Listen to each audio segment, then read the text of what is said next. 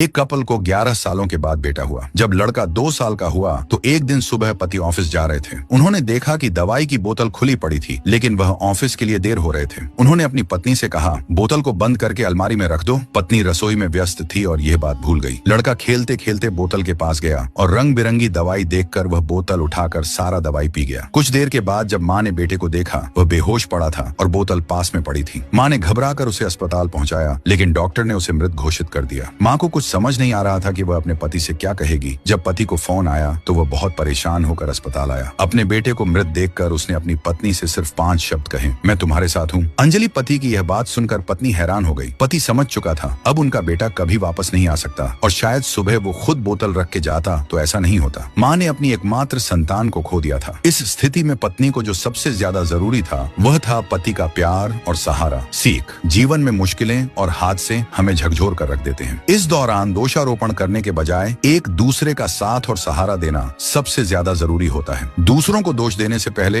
हमें अपनी भी जिम्मेदारी समझनी चाहिए। प्यार और सहारा ही हर घाव का मरहम है।